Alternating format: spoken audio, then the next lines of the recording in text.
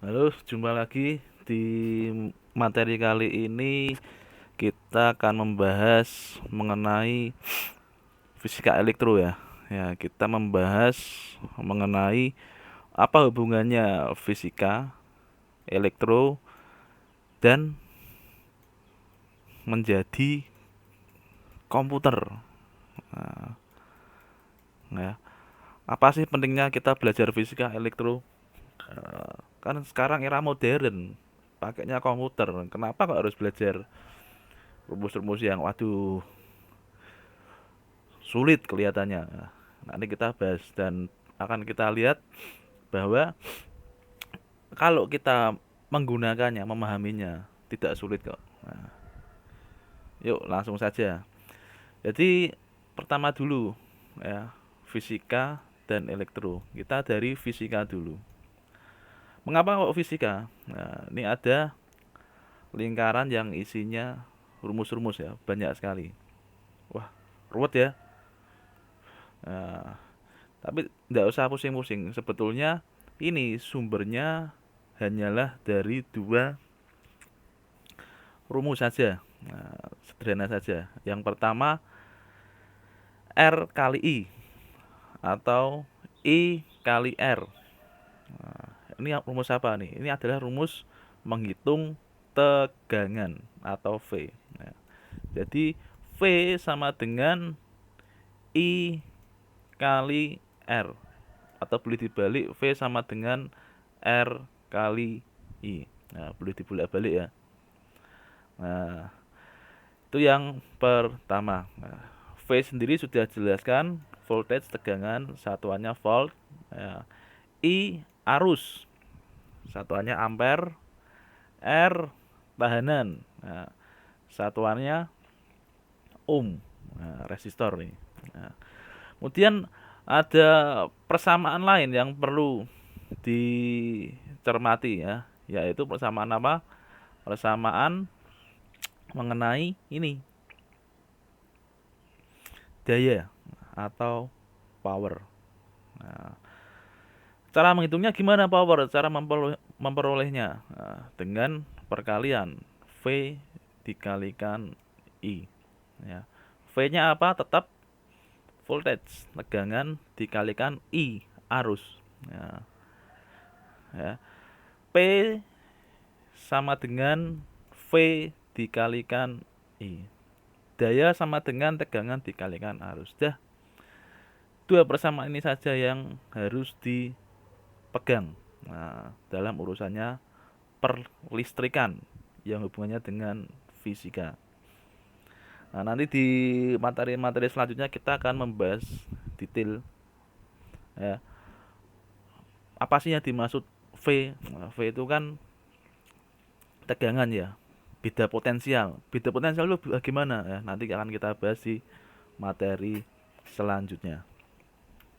Oke, itu dulu ya. Mengapa kita kok belajar fisika? Nah, kemudian mengapa kok elektro? Ya, elektro ini kalau kita lihat di sini, ya, elektro ini kalau bermain-main elektro tentu tidak asing dengan part-part atau komponen yang di sini. Ya, ini ada part yang putih bolong-bolong nih. Ya, ini apa tuh? Nah, itu adalah papan berlubang atau seringkali disebut roti papan, papan roti atau roti bread, ya, papan board, ya, breadboard. Ya. Ini gunanya untuk apa? Untuk papan pengganti PCB simulasi. Nah, ini kalau PCB itu apa? PCB itu printed circuit board. Nah, jadi papan ya, yang isinya nanti untuk sama menancapkan komponen yang sudah ada jalur-jalur yang didesain oleh perancang PCB tersebut. Nah, sehingga membentuk rangkaian yang untuk membantu kebutuhan manusia. Ya, komponen-komponennya ada banyak. Ini ada lampu LED, ya, ada kabel-kabel, kemudian ada apa lagi nih? Saklar ini, ya. Terus ada apa lagi? Ini ada lampu. Nah, ini kalau ndak mau pakai ini, breadboard, bisa pakai PCB yang bolong-bolong ini, tapi harus mensolder. Nah, ribet kelamaan mensolder satu-satu. Kalau pakai ini enak, tinggal tancap. Ya, juga ada pinnya. Nah, kemudian ini ada apa lagi nih? Ini alat ini yang dinamakan multimeter. Ya, multimeter. Maksudnya apa nih multimeter ya? Yaitu alat untuk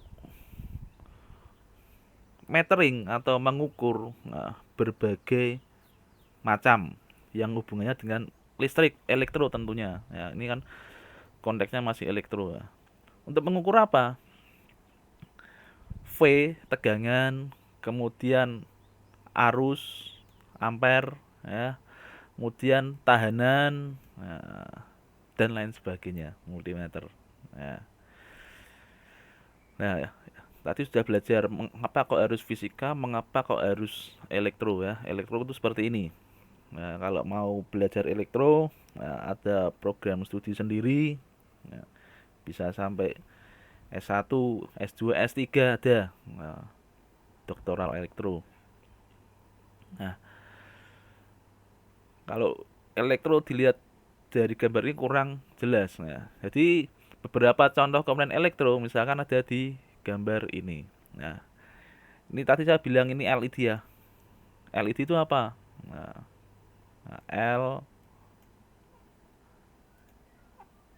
LED. Nah, lampu, light cahaya, emitting, dioda. Nah, dioda yang memancarkan cahaya. Nah, dari dioda dulu, dioda bentuknya seperti apa sih? Seperti ini. Ya. Tanpa anak panahnya. Ya. Tapi karena ini ada huruf L-nya, like, memancarkan, maka pakai ada ini, anak panahnya dua ini, memancarkan cahaya. Nah, ini PCB yang sudah jadi. Nah, kalau disimulasikan di breadboard sudah oke, kemudian dijalankan di papan PCB ini. Ya. Nah, ini tadi saya ngomong ada resistor. Resistor itu mana ya? Ini kebetulan ada nih resistor. Nah, kemudian ada kapasitor nih. Nah, ini lampu LED merah, hijau ya, bisa banyak pilihannya ya. Kemudian ada kapasitor. Nah, ini kapasitor nih. Nah, ini apa nih? Ada kawat nih apa nih? Ini biasanya untuk jumper ya. Nah, untuk jumper biasanya ada jalur yang udah nggak bisa lewat kemana lagi, ya mau nggak mau pakai jumper. Nah, ini juga transistor juga. Nah, transistor itu apa? Transistor itu ini dilihat dari atas di sini diagramnya ya. Nah, sketsa diagramnya komponennya. Nah, ini ada tiga kaki, dalamnya ada tiga kaki. Nah, yang masing-masing emitor, basis, kolektor. Nah, beda dengan dioda ya. Kalau dioda kakinya ada dua, kaki yang positif anoda, negatif katoda. Nah, dari ini kalau dari gambar ini rangkaian tersebut dihubungkan dengan sumber tegangan listrik baterai, maka akan membuat lampu LED-nya menyala. Nah, itulah contoh komponen elektro yang sederhana ya. Jadi harusnya sampai sini sudah ada gambaran ya dari fisika, ya, berbicara tegangan, daya, ya, berbicara elektro, ya, ya, kemudian diterapkan menjadi sebuah rangkaian. Ya. Nah, ini fisika dan elektro ini ya dikembangkan terus menerus sehingga bisa menunjang ya, produk-produk teknologi khususnya per IT-an ya, per IT-an ya. Contohnya ini. Nah, ini adalah contoh, ini saya juga pernah bikin ini ya, namanya robot pemadam api. Nah, kenapa kok bisa disebut robot? Nah, ini dia bergerak sendiri ya. Ya, ada roda kiri kanan di sini. Nah, ini disambungkan dengan motor DC. motor DC. Kemudian ini ada sensor ultrasonik. Nah, sensor buat apa? Sensor buat mengukur jarak. Nah, jadi kalau ada tembok di sini, kebetulan sensornya ini mendeteksi temboknya. Nah, kemudian dia akan mengirim pesan tersebut ke pusat. Pusatnya tuh apa? Ini, board ini. Board ini dulu namanya microcontroller. Nah, controller. Nah, kalau sekarang namanya sudah enak dikemas dengan rupa mudah, ya, namanya Arduino. Pakai Arduino. Nah, ini juga ada sensor apa nih? Kalau dulu saya pakainya sensor api, namanya UV-tron. Nah, UV-tron.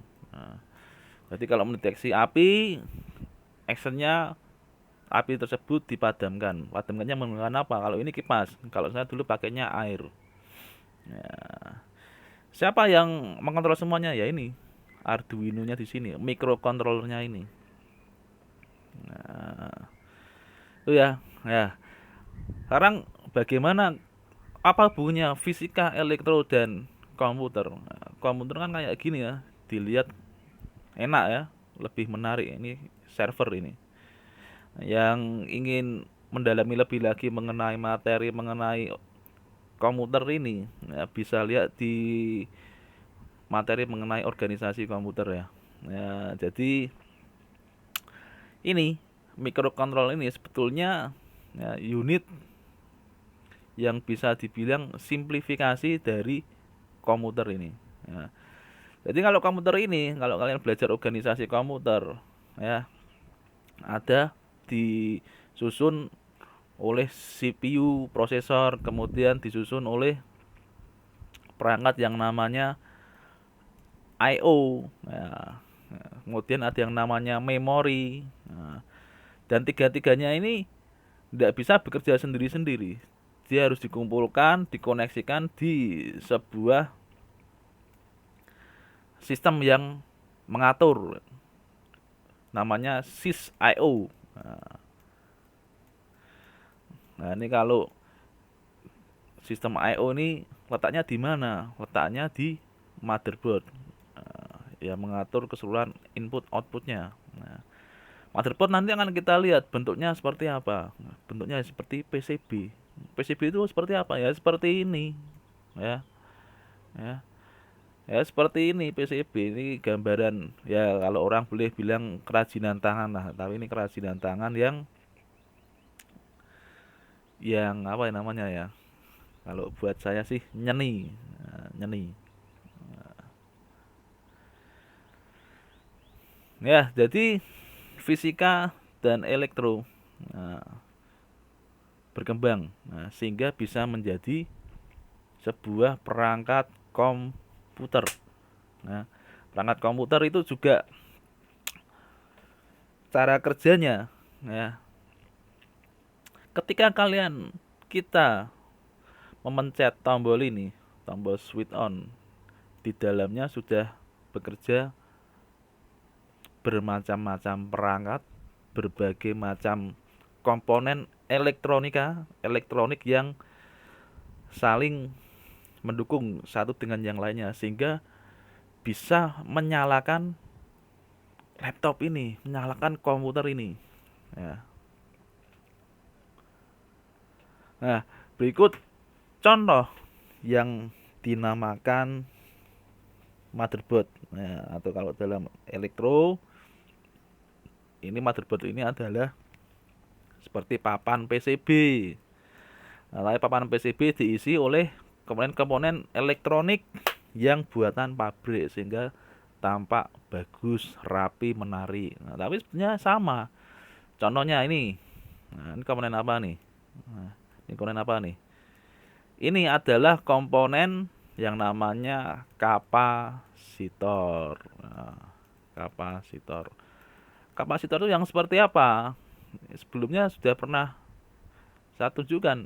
Ini kapasitor. Ya, supaya lebih jelas ya. Ini kapasitor nih. Ini juga kapasitor. Lu kok lebih bagus yang tadi? Ya beda. Kalau yang tadi jenisnya kapasitor yang solid. Nah, ya, yang solid yang sudah pilihan. Ya, ya ini lah yang namanya motherboard. Ya. Kan juga sama kan dengan ini tadi Arduino atau microcontroller yang di sini sama. Hanya lebih kompleks kelihatannya, lebih besar dan lebih banyak komponennya. Nah, dan elektro sendiri ya supportnya terhadap komputer itu semakin menjadi-jadi ya, perannya semakin signifikan sejak ditemukan yang namanya transistor. Nah, di pertemuan setelah ini kita akan belajar bagaimana kok transistor bisa merevolusi komputer.